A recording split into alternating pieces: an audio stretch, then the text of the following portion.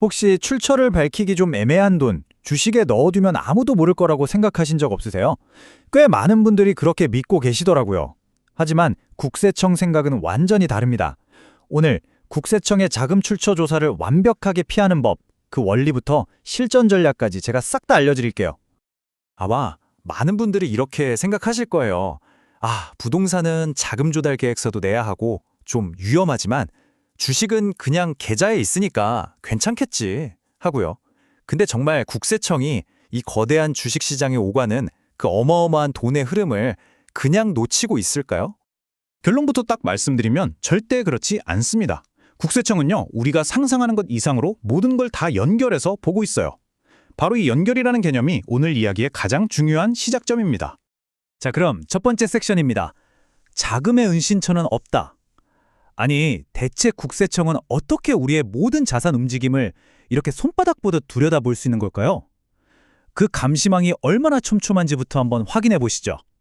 6억 원 안 되는 아파트라서 자금 조달 계획서 안 냈다고 안심하시면 절대 안 됩니다. 오피스텔, 상가, 국내 주식은 뭐 기본이고요. 심지어 해외 주식 거래 내역까지 국세청은 이미 다 보고받고 있습니다. 아니, 해외 주식까지 왜 보냐고요? 당연히 양도세 신고 제대로 했는지 봐야 하니까요. 사실상 지금 금융 시스템 안에서 숨길 수 있는 자산은 없다고 보시는 게 맞습니다. 근데요, 국세청이 진짜 무서운 이유는 단순히 뭘 샀는지 이걸 보기 때문이 아니에요. 그들은 여러분이 신고한 소득이랑 갑자기 늘어난 자산 사이에 설명되지 않는 차이를 찾아냅니다. 5억짜리 오피스텔을 산 것 자체가 문제가 아니고요. 아니, 이 사람 소득은 이건데 저 5억은 대체 어디서 났지? 이 질문에 답을 못하는 순간 바로 타겟이 되는 겁니다. 그럼 두 번째 섹션으로 넘어가 볼게요. 그렇다면 국세청은 그 차이를 어떻게 그렇게 귀신같이 찾아낼까요? 여기서 바로 국세청의 비밀 무기가 등장합니다. PCI 분석 시스템이라는 건데요. 이건 사람이 일일이 뒤져보는 게 아니에요. PCI, 이게 뭐의 약자냐면요. 재산, property, 소비, consumption, 그리고 소득, income입니다. 이 시스템은 말 그대로 여러분의 모든 금융활동을 엑스레이 찍듯이 쫙 들여다보는 거예요. 그래서 여러분이 번 돈, I에 비해서 재산이 늘어난 거 P랑 쓴 돈, C가 비정상적으로 많다? 그럼 시스템에 자동으로 빨간불이 딱 켜지는 거죠. 공식은 아주 간단한데 이게 또 무섭습니다. 여러분이 한 해 동안 늘린 재산이랑 쓴 돈을 다 합쳐요. 그리고 거기서 세금 신고로 증명된 소득을 빼보는 겁니다.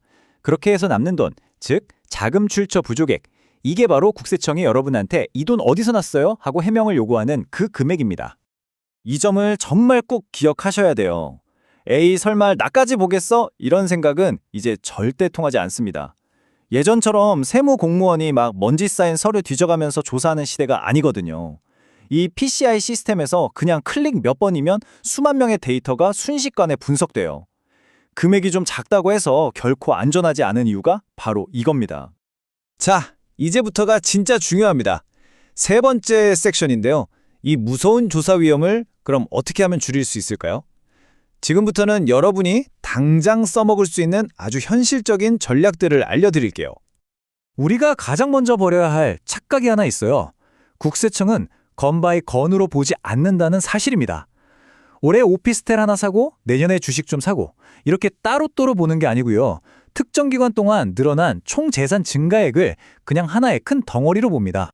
이 표를 보시면 바로 이해가 되실 거예요. 2억짜리 오피스텔 두 채를 사서 총 4억의 자산이 늘어난 사람, 그리고 2억짜리 오피스텔 하나랑 2억 원어치 주식을 산 사람.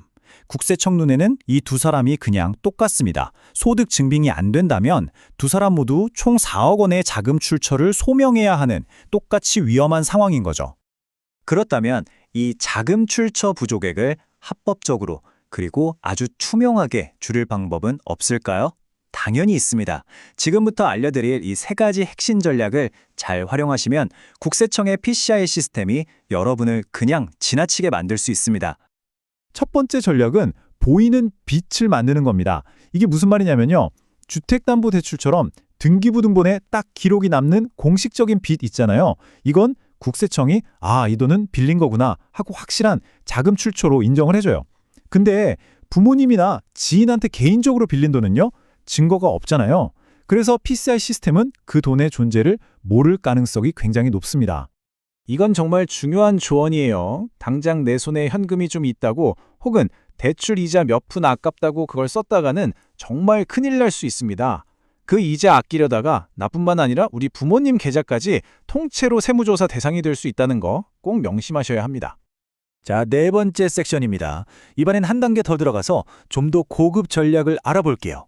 까다롭기만 한 세법을 오히려 내 편으로 만드는 방법, 특히 증여 관련 규정을 아주 스마트하게 활용하는 팁입니다. 혹시 결혼을 앞두고 계신다면 이건 정말 엄청난 혜택입니다. 최근에 세법이 바뀌면서 생긴 선물 같은 거죠. 원래 있던 증여공제 5천만 원에 더해서 결혼자금으로 1억 원을 추가로 세금 없이 증여받을 수 있게 됐어요. 그럼 신랑 신부 각각 양가에서 1억 5천만 원씩 둘이 합치면 총 3억 원까지 세금 한 푼 안 내고 받을 수 있는 겁니다. 단 여기서 시점이 아주 중요해요. 혼인신고일을 기준으로 앞뒤 2년, 그러니까 총 4년의 기간 안에 증여가 이루어져야만 이 혜택을 인정해 줍니다. 그리고 잊지 마세요. 국세청은 여러분이 2년 안에 진짜로 혼인신고를 하는지 끝까지 추적하고 사후 관리까지 합니다. 이건 정말 아는 사람만 아는 하지만 엄청나게 강력한 제도입니다. 바로 증여세 연부연납인데요. 만약 내야 할 증여세가 몇 억씩 된다면 이걸 한 번에 내지 않고 최대 5년에 걸쳐서 나눠낼 수 있게 해주는 제도예요. 당장 자금 압박을 확 줄여주겠죠? 이 차트를 보시면 그 위력이 한눈에 들어오실 거예요. 자, 20억 원을 증여받아서 세금이 6억 원이 나왔다고 한번 가정해 볼게요. 왼쪽처럼 세금을 바로 내버리면 실제 부동산을 살 때 쓸 수 있는 돈은 14억 원으로 줄어들죠. 하지만 오른쪽처럼 연부연납을 신청하면요. 일단 20억 원 전액으로 부동산을 사고 세금 6억 원은 앞으로 5년 동안 월급이나 다른 소득으로 천천히 갚아나갈 수 있는 겁니다. 자금 활용도를 말 그대로 극대화시키는 거죠. 자, 드디어 마지막 섹션입니다. 정말 많은 분들이 궁금해하시는 거죠.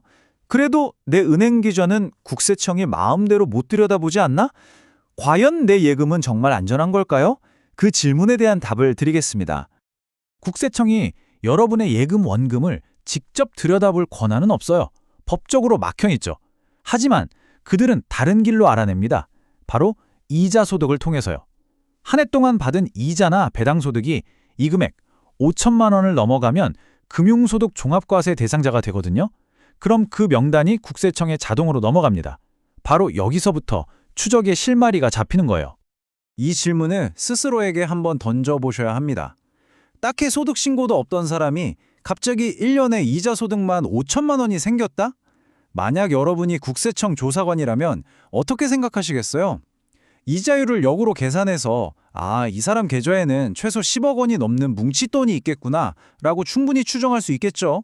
그 추정 하나만으로도 여러분은 바로 조사 우선순위가 될 수 있습니다. 오늘 분석을 마무리하면서 이 질문을 드리고 싶습니다. 결국 자금 출처 조사라는 건요. 국세청 조사관에게 여러분의 자금이 어떻게 만들어졌는지에 대한 스토리를 들려주는 것과 같아요. 그 이야기가 설득력이 있나요?